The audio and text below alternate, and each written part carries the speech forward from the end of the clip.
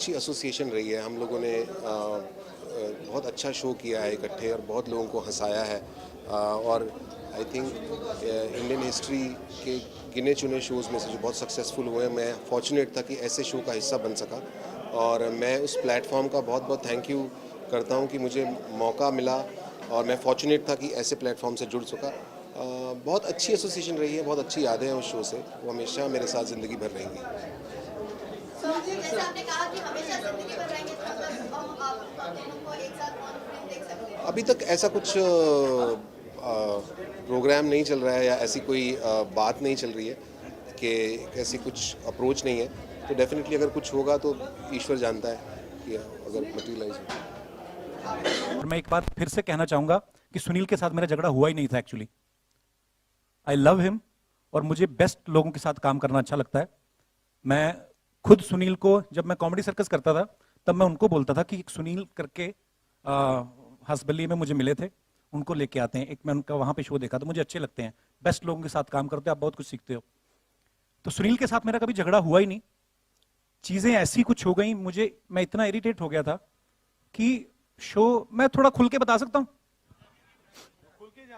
Actually. मैं बताना चाहता हूं कि ऑस्ट्रेलिया पहुंचते ही पहले दिन से ही मेरा मूड बहुत खराब था। ऑस्ट्रेलिया निकलने से पहले भी बहुत सारी चीजें होती है जब आप 50 कामों में हाथ डालते हो। जैसे हम लोग फिल्म शूट कर रहे थे तो फिल्म के दौरान हमारे एक आर्टिस्ट थे, उनकी डेथ हो गई। मान साहब, thank you so much for coming that day. और हमेशा मुझे पता नहीं कहां से, मैंने मान साहब को एक दिन पहले वैसे फोन ट्राई कर रहा था कि हम चंडीगढ़ में आए हुए हैं, कहीं आप भी चंडीगढ़ में तो मिलते हैं। तो उस दिन मुलाकात नहीं हो पाई और हमारे एक आर्टिस्ट की डेथ हो गई। मेरे साथ रात को सीन कर रहे हैं एक, और एक एक सीन था उनके साथ कि मैं उनके रजाई उठा के लेके जाता हूं और छत पे जाता हूं, तो रजाई उठा के लेके जाता हूं, वहां पे कट पैकअप हो गया, अगले दिन मुझे छत पे करने वाला सीन करना था, तो उस अगले दिन उनकी डेथ हो गई। सो मैं इतना नर्वस हो गया, इतना मैं नेगेटिव हो गया उस समय। तो मान साहब के आने से बड़ी पॉजिटिव एनर्जी मिली।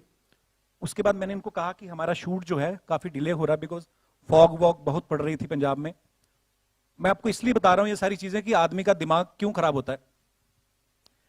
तो ऑस्ट्रेलिया शो क्या हम कैंसिल कर सकते हैं? मैंने उनको बोला तो आपका जितना भी खर्चा हुआ है हम आपको उससे थोड़ा ज्यादा पैसे देंगे ताकि आपको भी बुरा ना लगे। तो उन्होंने कहा कि नहीं, सब डिजिटल टिकटें बिक चुकी हैं, हम लोग शो कैंसिल नहीं कर सकते।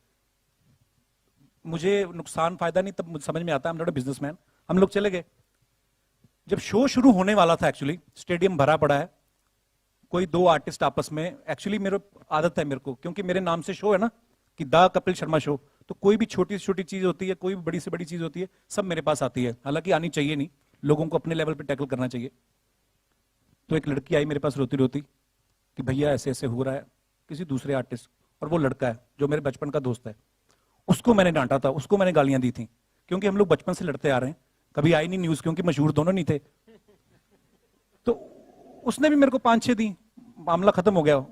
उसने उस लड़की के साथ परफॉर्म नहीं किया, और क्योंकि शो शुरू करने से पहले 5 मिनट पहले की ये बात है, 1.5 घंटा मुझे परफॉर्म करना था वहां पे, और उसके बाद उनका 10-10 मिनट का एक्ट था। मैं इस वजह से उनको डांटा कि अगर मैं 1.5 घंटा परफॉर्म करना है, मुझे कूल रहने दो, तुम लोग मुझे क्यों ऐसे करते हो। मैं हूं थोड़ा इंपल्सिव, क्योंकि मुझे आदत है।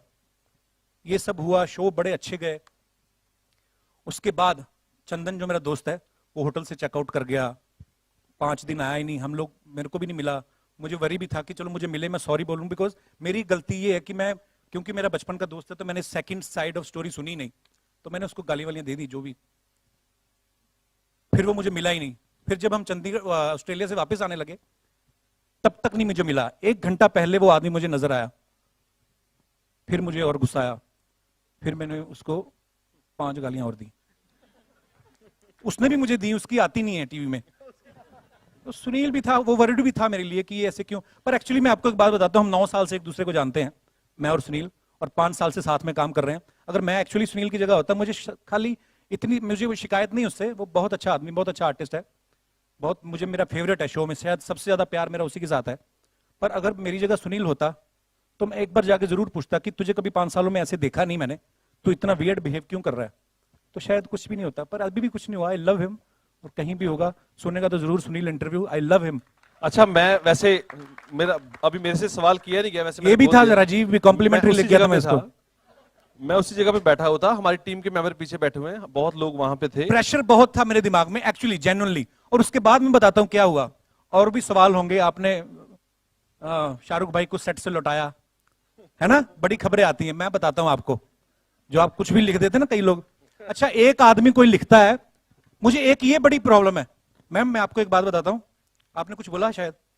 एक आदमी अगर कोई ऐसी न्यूज लिखता है ना सूत्रों के अनुसार, ये सूत्र कहां रहते हैं मुझे नहीं पता, सूत्रों के अनुसार, और वो आगे दूसरे वाले भी वहां से उठाना शुरू कर देते हैं।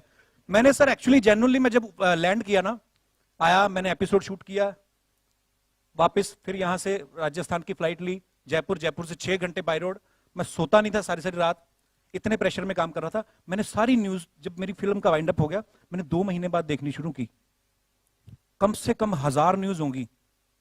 किस कोई दिखा रहा है ये है कपिल के 2 दुश्मन, शनिदेव और जैक डैनियल की बोतल, कोई ये बोल रहा है, कोई ये बोल रहा है। यार दुनिया में सब इतने डबल स्टैंडर्ड लोग हैं कि अगर मेरा कोई पीआर नहीं, मैं आपको सच्ची में बताऊं, मैंने जिंदगी में कभी कोई पीआर नहीं रखा, मुझे ये प्रोसेस ही नहीं पता था।